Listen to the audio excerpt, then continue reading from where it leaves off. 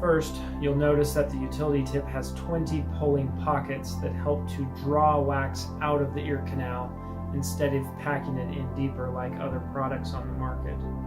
You can safely insert the utility tip up to the 3 lines that we use as a depth gauge. Safely grasp, twist, and gently pull wax out without packing it in deeper.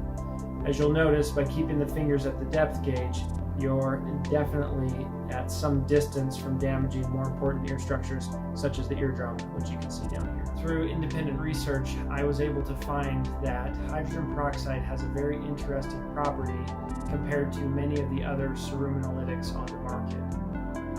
During experiments on dissolving wax, I found that wax that was placed in hydrogen peroxide seemed to float in the test tube, where wax in any other solution seemed to sink.